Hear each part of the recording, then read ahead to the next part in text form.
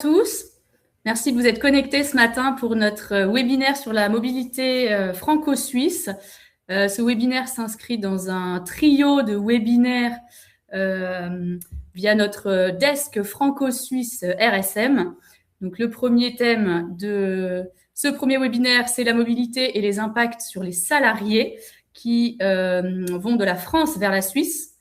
De manière délibérée, nous avons choisi ce sujet spécifique de la France vers la Suisse et pas de la Suisse vers la France, car c'est le cas le plus fréquent. Les deux autres webinaires de ce trio seront sur les dividendes transfrontaliers le 19 juin et l'exit tax le 3 juillet, des sujets un petit peu plus fiscaux.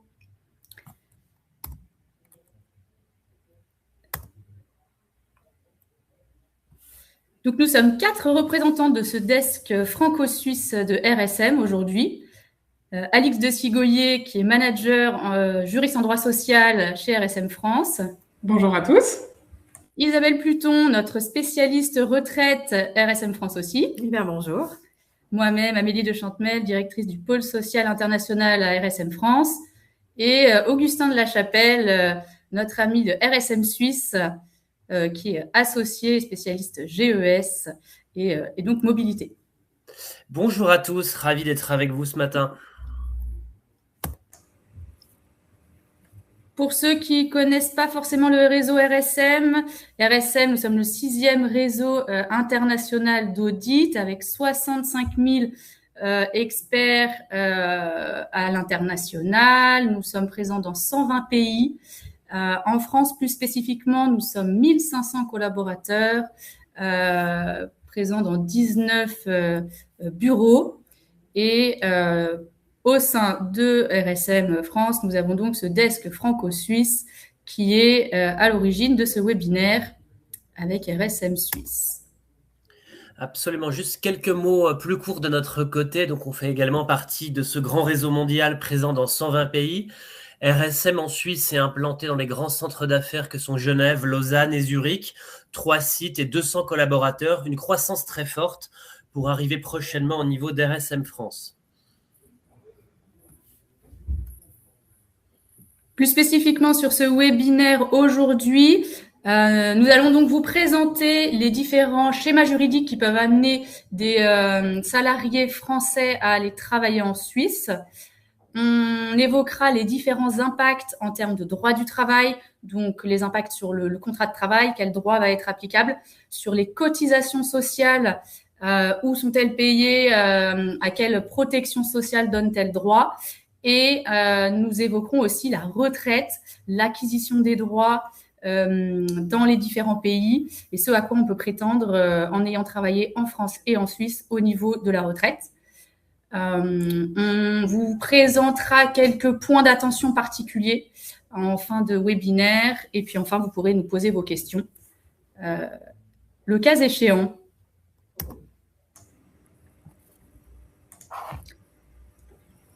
Merci Amélie.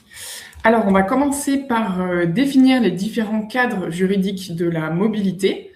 On a 3 dispositifs, donc on a l'expatriation, on a le détachement et on a la pluriactivité. Alors, pour contextualiser par rapport à notre webinaire d'aujourd'hui, par rapport à l'expatriation, ce serait la situation d'un salarié qui vivait jusqu'alors et qui travaillait en France et qui part donc pour une mission de longue durée, voire de manière définitive, en Suisse. Dans ce cadre-là, on a son contrat de travail qui est souvent suspendu, voire rompu, et le salarié sort également du régime français de protection sociale. Le deuxième cadre, c'est donc le détachement. Donc, toujours pour contextualiser, on a notre salarié qui réside en France, qui travaille en France, et qui va partir en Suisse de manière temporaire pour une mission de plus courte durée. Et dans ce schéma-là, on a un maintien de son contrat de travail initial, donc avec son employeur français, et on a aussi un maintien du salarié au régime de protection sociale français. Et le troisième cadre juridique qu'on a pour la mobilité, c'est la pluriactivité.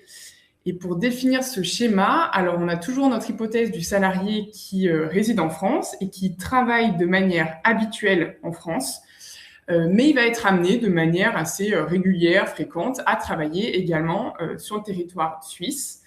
Et cette mobilité nous amène à se poser la question de savoir quelle législation de droit du travail on lui applique et également quelle législation de protection sociale on doit lui appliquer.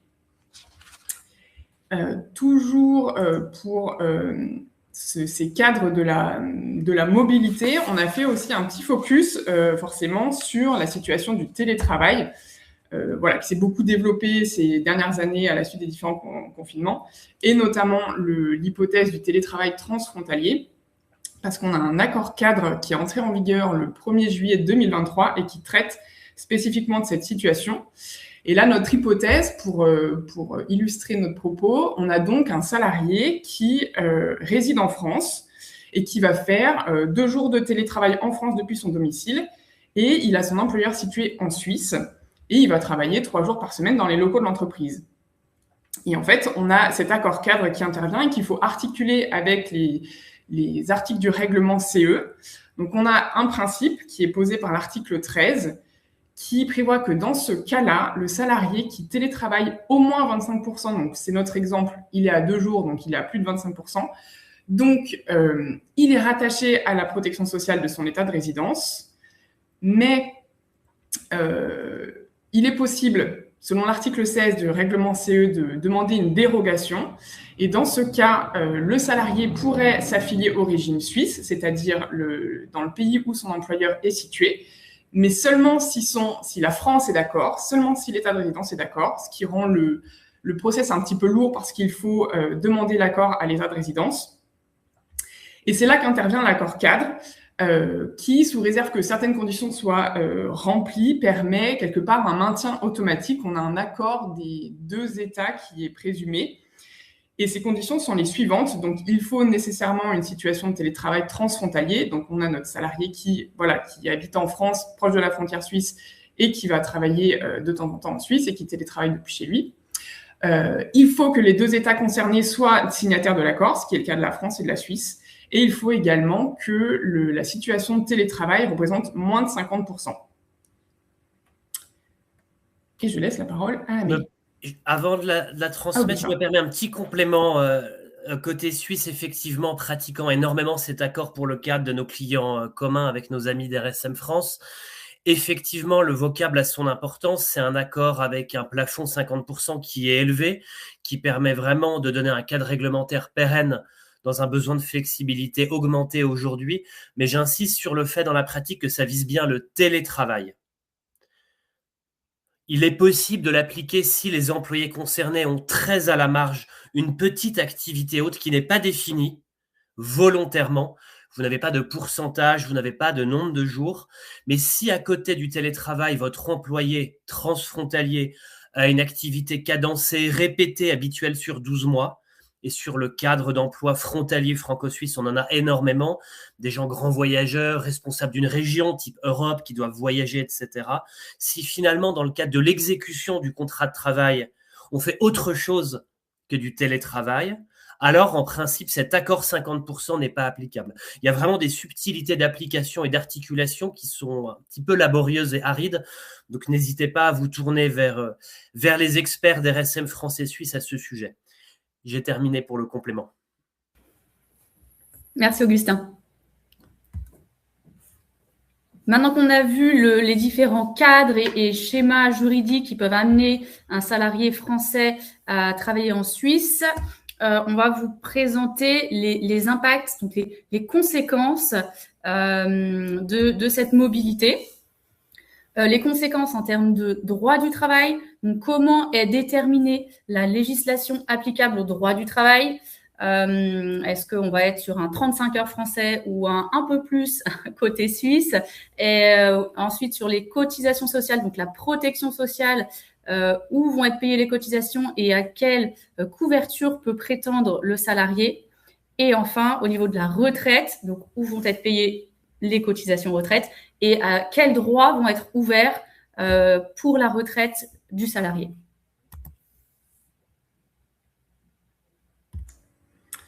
Merci Amélie. Alors pour le volet droit du travail, donc on va reprendre nos différents cadres juridiques dans le même ordre. En commençant par l'expatriation, donc pour recontextualiser, on a notre salarié qui initialement vivait et travaillait en France, qui est parti totalement en Suisse. Et donc, pour ce salarié, on a une rupture avec l'état initial, là où il vivait et travaillait, et on a la conclusion d'un contrat de travail qui est conforme à la législation suisse de droit du travail. Deuxième cadre juridique, le détachement. Alors, à l'inverse, dans le cadre du détachement, on a un maintien du contrat de travail initial du salarié, donc il reste lié à son employeur français, donc on a le droit du travail français qui reste applicable, pardon. Pour autant, cela ne vient pas faire obstacle à l'application des dispositions qu'on appelle de noyau dur, c'est des dispositions vraiment impératives du droit du travail suisse.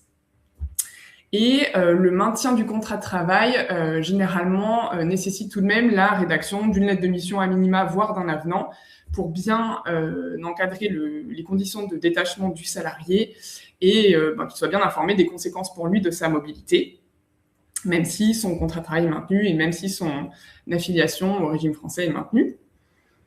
Et le troisième cadre donc juridique, la pluriactivité, alors là, on a le principe de libre choix de la législation applicable qui est posé par le règlement Rome 1, donc dans le cadre de notre salarié, voilà, qui travaille de manière habituelle en France, pour rappel, mais qui travaille quand même fréquemment en Suisse. Les parties, donc l'employeur et le salarié, peuvent être mis d'accord dans le contrat de travail sur la loi à appliquer à la relation de travail.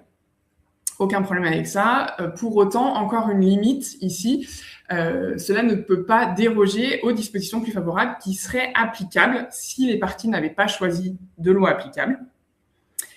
Et deuxième cas, si les parties n'ont pas choisi de loi, on a des critères qui viennent s'appliquer pour savoir quelle législation appliquer. Le premier étant la loi du pays où le salarié travaille, donc en l'occurrence la France. Et le second critère, c'est la loi où l'employeur du salarié est établi. Et encore une fois, ces critères peuvent être nuancés par l'application de la législation d'un pays. Ça pourrait être la Suisse si on prouve que le contrat a des liens plus étroits avec la Suisse qu'avec la France. Voilà, donc on a des règles et des exceptions, mais toujours qui viennent être nuancées par des limites.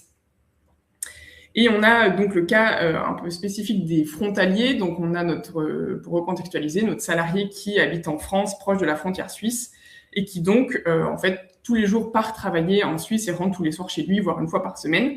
Et pour ces travailleurs-là, on applique le droit du lieu d'exécution du contrat de travail, donc le droit suisse.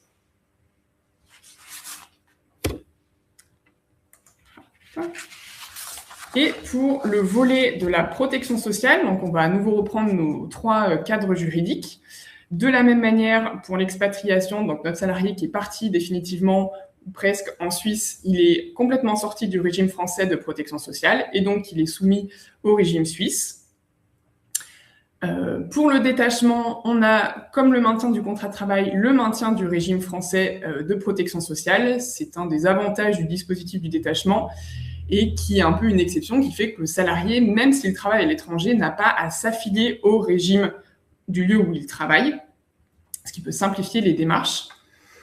Et troisième cadre juridique, la pluriactivité. Donc pour recontextualiser, on a toujours notre salarié qui travaille habituellement en France et qui va travailler fréquemment en Suisse. Et on va faire une distinction en fonction de sa quantité travaillée dans son lieu de résidence. Donc, s'il travaille au moins 25% de son temps de travail en France, on appliquera la législation française de sécurité sociale. Et à l'inverse, si ce n'est pas le cas, s'il travaille moins de 25% de son temps en France, on a deux hypothèses. Soit son employeur est situé en France et dans ce cas-là, il est soumis au régime de protection sociale français. Soit son employeur n'est pas situé en France et donc en Suisse et il sera rattaché à la législation de sécurité sociale suisse. Et encore un petit point sur les travailleurs frontaliers qui, de manière classique, sont également rattachés au régime du lieu d'exécution du contrat de travail. Peut-être également, merci infiniment, un complément, combien même en l'état du droit, ce que tu dis est tout à fait à jour. Certains ont peut-être vu passer que la réglementation européenne, pour l'appeler ainsi simplement, va évoluer prochainement. notamment pour restreindre un petit peu le contrôle des détachements, et également déterminer plus sévèrement le seuil de 25% qui était trop facilement atteint. Juste pour le dire d'un mot, il est de ma compréhension notamment qu'en détachement, ce sera plus 1 mois, mais 2 mois, et notamment pour la pluriactivité, pour le calcul des 25% suite à une jurisprudence de l'Union européenne, ce sera plus assis sur les jours européens EALE, mais sur les jours mondiaux. Ça n'est pas encore en vigueur, mais ça va changer une fois que le processus réglementaire UE sera arrivé à son terme. Également important de l'avoir en tête pour vous, de manière pratique, qui opérez avec la Suisse, probablement si vous avez un intérêt pour ce sujet. La Suisse, bien sûr, n'est pas État membre de l'Union européenne, mais applique volontairement, par ce qu'on appelle des accords bilatéraux avec l'UE, toute une série de réglementations, dont la réglementation de coordination et de protection sociale. Mais il y a souvent un séquençage, un décalage dans le temps. Ces règles sont applicables à l'instant où on se parle aux ressortissants UE à EALE, elles ne sont pas applicables aux ressortissants d'États tiers pour lesquels on utilise le réseau de conventions de sécurité sociale. Si de nouvelles règles viennent s'appliquer, il y aura probablement un décalage avec le temps d'entrée en vigueur de manière concrète côté suisse. Et je restitue la parole après ce commentaire. Merci beaucoup. Alors, concernant les retraites, une carrière franco-suisse a beaucoup plus d'impact sur les pensions de retraite françaises, et on va expliquer comment, que sur les retraites suisses. C'est pour ça qu'on a volontairement axé notre présentation de cette façon-là. Alors, la retraite, c'est un sujet assez complexe en France, donc je vais faire un petit rappel du fonctionnement pour qu'on puisse comprendre l'impact d'une expatriation en Suisse. Alors tout d'abord, quand on est salarié en France ou bien qu'on est détaché en Suisse, eh bien on cotise auprès de 2 régimes d'assurance retraite, de retraite, celui de l'assurance retraite et celui de l'Agirc-Arrco. Dans sa carrière française, en fait, chaque année, il y a 3 éléments importants qui sont à vérifier sur son relevé et qui vont s'incrémenter chaque année. Le premier point, c'est 4 trimestres sont validés. Deuxième point, on peut se poser la question, est-ce que cette année va être incluse dans mes 25 meilleures années? Et dernier point, c'est je valide des points Agirc-Arrco. Alors, les trimestres, c'est vraiment le cœur du moteur de nos pensions de retraite. Pour les personnes nées à partir de 1969, l'âge légal de départ à la retraite, c'est 64 ans. 64 ans, c'est l'âge à partir duquel je vais pouvoir liquider mes droits à la retraite. 172 trimestres requis, c'est ce qui va nous permettre de liquider ce que l'on appelle avec le taux plein, c'est-à-dire sans décote. Si je n'ai pas validé 172 trimestres, eh bien, je vais avoir une décote non seulement auprès de l'assurance retraite, mais je vais avoir aussi des minorations qui vont être appliquées au niveau de l'Agirc-Arrco. C'est pour ça que l'impact des trimestres a un impact sur toutes les pensions de retraite. Le deuxième point important, ce sont les 25 meilleures années. Donc, sur une carrière, on va dire normale, quelqu'un qui progresse régulièrement, les 25 meilleures années, souvent, ce sont les 25 dernières. Si je gagne 150 000 € en 2026, ce n'est pas ce montant-là qui va être retenu dans le calcul des 25 meilleures années. Ça sera bien le plafond annuel de la sécurité sociale, ce qui peut surprendre quand on n'est pas au courant. Donc, en 2026, vous gagnez 150 000 €, et bien ce sera 48 060, exactement le PASS 2026, qui va être retenu dans le calcul. Donc, on se garde en tête, on en reparlera plus tard, la pension de l'assurance retraite, elle est extrêmement plafonnée. Le régime de l'Agirc-Arrco, en fait, il est très simple. Chaque année, on valide un certain nombre de points. Plus j'ai de rémunération, si je veux simplifier, plus j'ai de rémunération, plus je vais générer de points. Et à la fin de ma carrière, on va totaliser le nombre de points acquis durant toutes ces années. Bon, l'objectif, bien sûr, c'est de valider le maximum de points possible pour avoir la pension de retraite Agirc-Arrco la plus importante. Voilà, donc ça, c'est un premier tour et récapitulatif de ce qui se passe quand on cotise en France. Maintenant, parlons de quelqu'un qui a travaillé 30 ans en France et qui décide de s'expatrier en Suisse. Donc, premier point, vous allez cotiser en Suisse, donc vous allez générer des droits à la retraite suisse au premier pilier, probablement au deuxième pilier et certainement au troisième. Il existe effectivement, Augustin en a parlé, un accord UE à laquelle la Suisse, volontairement, et on l'en remercie, a décidé de l'appliquer également, d'appliquer également cet accord. Donc, ce qui veut dire que un trimestre qui va être cotisé en Suisse, un trimestre qui va être cotisé en Suisse sera également validé dans ma carrière France. Ce qui va me permettre de compléter mes trimestres pour atteindre les 172 trimestres, pour atteindre, on l'espère, le taux plein. Donc, c'est pour ça que dans la majorité des cas, on dit que, mais ça c'est toujours à vérifier, à contrôler, que cotiser volontairement auprès de la Caisse des Français à l'étranger, pas toujours une bonne idée. Pourquoi? Parce que à partir de 55 ans, on peut très bien demander un relevé de carrière auprès de la Suisse, auprès de l'AVS. Ce relevé de carrière, on l'adresse à la Suisse en demandant une régularisation de carrière, une mise à jour de carrière, uniquement à partir de 55 ans. Et à ce moment-là, alors il faut un petit peu de temps, il faut leur accorder ça, après, une mise à jour de carrière va se faire. De fait, les trimestres suisses, les trimestres étrangers n'apparaissent pas tout seuls. Il faut vraiment avoir une démarche active auprès de l'assurance retraite pour faire valoir ses droits. Voilà. Il faut bien comprendre que l'objectif, c'est d'atteindre une carrière complète, tant pour la Suisse que pour la France, mais qu'il y aura une proratisation, c'est-à-dire que les pensions, chaque pays va payer en proportion des cotisations et des années qui ont été réalisées dans chacun des deux pays. Point essentiel, les salaires suisses ne vont pas être comptabilisés dans les 25 meilleures années. Donc, je cotise en Suisse, si je regarde mon relevé France à la fin, eh bien, je vais avoir 4 trimestres validés. Par contre, en rémunération, j'aurai 0. Autre point, les accords UE, ils ne s'appliquent que pour les régimes de base, absolument pas pour le régime complémentaire. Donc, dans mon relevé français, toutes les années où j'aurai cotisé en Suisse, j'aurai 4 trimestres qui auront été validés, je n'aurai pas de rémunération et je n'aurai aucun point à GIRC-ARCO. Un point de vigilance très important pour les personnes qui ont une carrière un petit peu plus, on va dire, compliquée ou riche, parce qu'il existe plusieurs accords internationaux. Le premier, on l'a évoqué, c'est l'accord UE. Donc, si j'ai travaillé en Suisse, en Italie, en Belgique, eh bien, je vais pouvoir faire valoir et faire valider tous ces trimestres-là qui vont incrémenter mon relevé de carrière France, parce que c'est l'accord UE. Par contre, il existe à côté de ça de très nombreuses. La France a vraiment signé énormément d'accords internationaux, d'accords bilatéraux de sécurité sociale avec de nombreux pays. Ça peut être les États-Unis, ça peut être le Japon, ça peut être le Gabon. Voilà.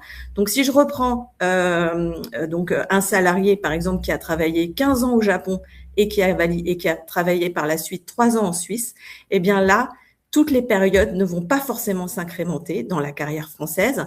Il est possible que seule la période la plus importante, dans ce cas-là, le Japon, puisque j'y ai passé 15 ans contre 3 ans en Suisse, il y aura peut-être que cette période-là qui va être validée au niveau de la France. Donc, tout cela, toutes ces informations-là, vous allez pouvoir les trouver sur le site du CLES. Donc, si vous avez une carrière riche, je vous engage à aller voir. Donc, c'est le Centre des liaisons européennes et internationales de sécurité sociale. Merci infiniment pour tous ces éléments. Juste d'un mot, volontairement, on souhaitait effectivement donner cette verticale d'information côté France. Je ne vais pas faire un long développement sur la cotisation et la prestation retraite en Suisse, mais pour tous vos personnels qui connaissent cette mobilité, qui cotisent une partie de la carrière en Suisse, évidemment, ce n'est pas à fond perdu. Comme l'a dit à juste titre Isabelle, on a le principe, un petit peu en Suisse également, de la répartition, qu'on appelle l'AVS, où les salariés actuels cotisent pour les retraités présents, qui donne, si on a 44 ans de cotisation, l'âge légal étant de 65 ans actuellement en Suisse, une prestation mensuelle à vie, une rente de maximum 2500 francs suisses. Si on cotise à due proportion 1, 2, 3, 4 ans, il y aura tout simplement et très schématiquement un prorata qui sera fait, étant entendu que l'essentiel des avoirs de retraite et prévoyance en Suisse ne sont pas versés par ce cadre-là, mais sont versés par de la capitalisation individuelle. C'est ce qu'on appelle en Suisse les deuxième et troisième piliers. Le deuxième, c'est simplement le fonds de pension de l'employeur. Vous cotisez, cotisation employé-employeur, vous pouvez abonder personnellement dedans et ça constitue à l'issue l'essentiel de vos avoirs de retraite que vous pouvez avoir d'une fois en capital, en rente à vie ou un panachage des deux. Le troisième pilier, enfin, est un compte de retraite individuel sur lequel vous pouvez cotiser pour la complémenter. Voilà un petit peu pour le contexte. Et bon, pour toutes les personnes qui ont cotisé en cours de carrière en France pendant ce temps-là, auront évidemment droit au règlement, à la liquidation de ces prestations. Et côté suisse, comme en France auparavant, toute la durée de cotisation en France sera dite totalisée. On ne dira pas non, vous avez un trou de cotisation, vous n'avez droit à rien, pour verser à due proportion ce qui aura été effectivement accumulé, cotisé. Étant entendu sous ton souverain contrôle, Isabelle, je crois qu'on pourra actionner l'établissement et la liquidation de tous les droits par un système intégré auquel la Suisse est partie, absolument. Dans l'État, on est résident au moment de sa prise de retraite. Tout à fait. Je profite également, juste parce que j'avais donné le point, j'ai vu une question sur le déclenchement des 2 mois pour le détachement. C'était vraiment des informations tout à fait préliminaires. Fin avril, l'Union européenne, par le Conseil, a eu un accord politique de principe sur ces sujets-là. Maintenant, il faut que ça suive le très long process d'élaboration, de modification d'un règlement qui est tripartite. Donc, je ne suis pas devin, mais pour essayer de répondre de manière pragmatique à la question, je pense qu'on est plutôt en année plutôt qu'en mois, avant qu'il y ait une vraie modification qui soit efficiente et en vigueur. Et merci pour la question. Je vous rends la parole. Merci Augustin. On va maintenant passer en revue les différents points d'attention particuliers, en faisant un focus sur ceux pendant la relation de travail. Donc, il y en a 2 qu'on a abordés pendant ce webinaire. Donc, on ne va pas revenir dessus, mais simplement, on a vu l'importance de la législation applicable au contrat de travail, ainsi que celle applicable, le régime de protection sociale applicable, en sachant que, en fonction des cas de figure, la législation de droit du travail qui sera appliquée au contrat de travail du salarié peut ne pas être la même que le régime de protection sociale auquel le salarié est affilié. C'est ce qui est un petit peu spécifique. On peut avoir le droit du travail français dans son contrat de travail et pour autant en cotiser en Suisse. Voilà. Et les 2 autres points d'attention qu'il faut bien avoir en tête et qu'on n'a pas abordé aujourd'hui parce que ce n'était pas l'objet du webinaire, mais qui sont néanmoins très importants, c'est les formalités liées à l'immigration des salariés, dès qu'on parle de mobilité, nécessairement, puisqu'il y a des démarches spécifiques à effectuer auprès des autorités suisses, notamment pour le droit au séjour sur le territoire, mais aussi le droit au travail. Et on a aussi tout le volet fiscal très important, notamment la fiscalité personnelle du salarié avec la notion de résidence fiscale et aussi la notion de fiscalité de l'entreprise avec ce risque d'établissement stable. Alors, un petit point spécifique sur les hauts revenus.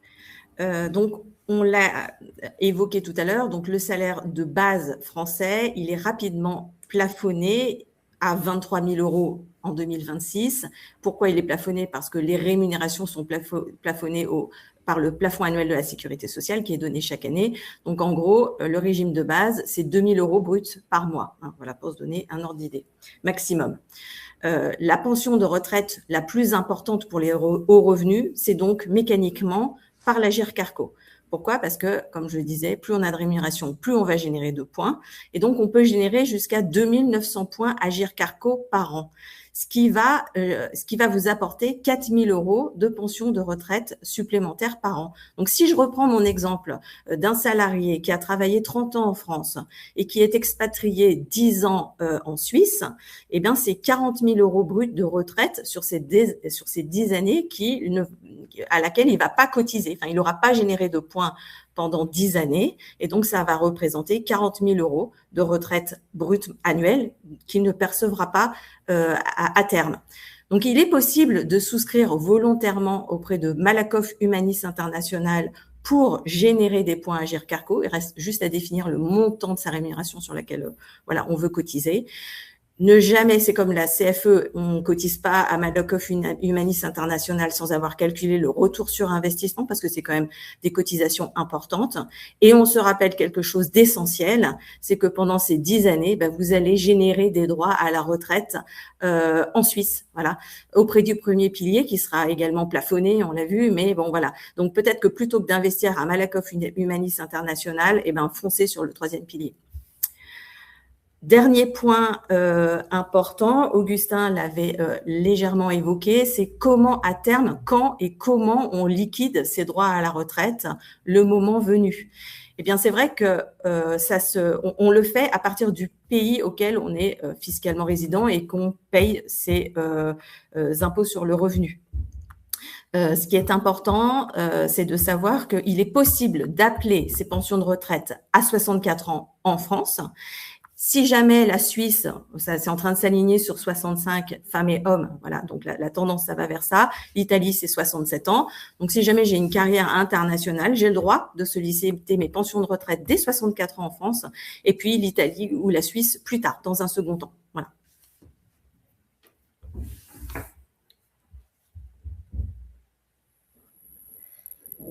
Très clair. Je vois qu'il y a également quelques questions que j'ai pu lire, si vous le voulez, pendant que vous finissiez vos développements pour qu'on tienne l'agenda de tout à chacun. Une qui nécessiterait un webinaire de 3 jours, donc je vais y répondre en dernier.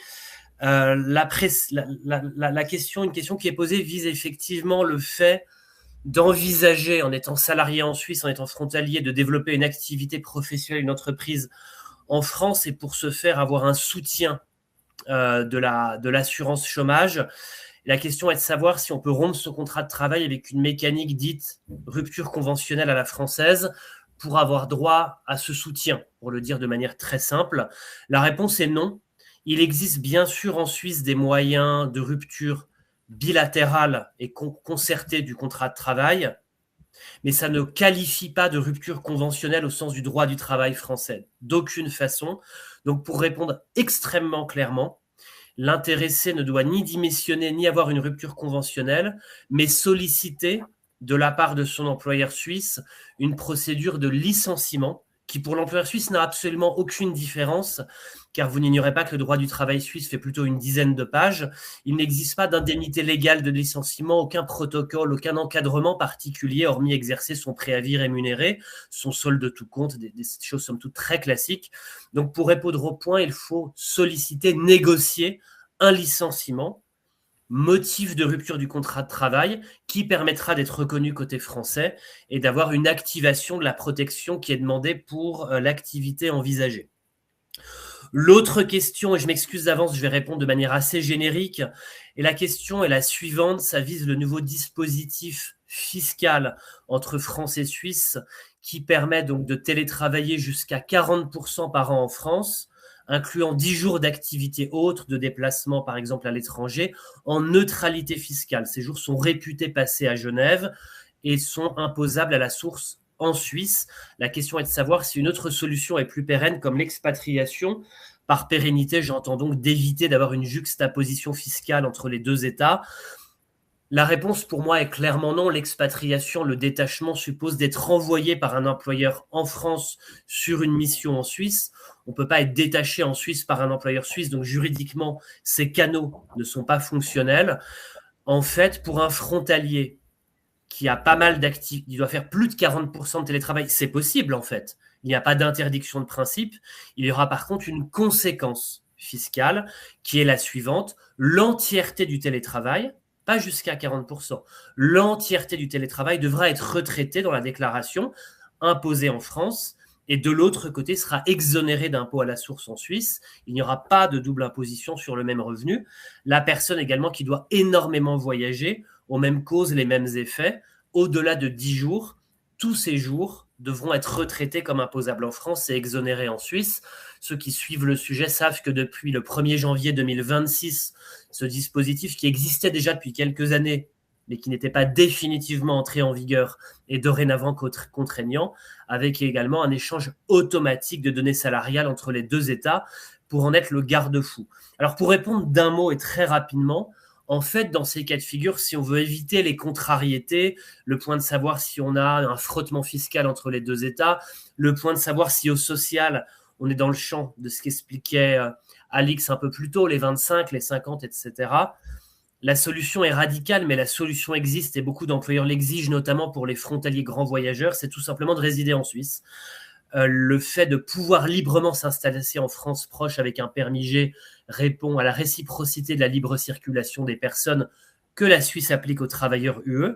Il faut savoir que les autorisations de travail, les permis sont automatiquement et sans quota distribués aux ressortissants UE par réciprocité, mais pour éviter du frottement, de la complexité, l'enjeu, la solution sera de résider en Suisse, il n'y en a pas d'autre. Avec d'autres conséquences derrière, malheureusement, je n'ai pas de baguette magique sur cette question. En tout cas, j'espère avoir pu répondre sur les grands principes aux points qui étaient soulevés. Je ne vois pas. Alors, je ne sais pas s'il y a d'autres questions, puisque je parlais. Eh ben, je vous en prie, avec plaisir. Est-ce que vous avez d'autres questions à nous poser avant un mot de conclusion?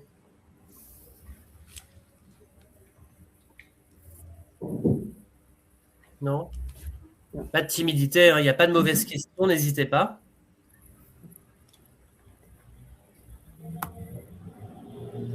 Je vois que la présentation a été d'une limpidité, d'une clarté absolue.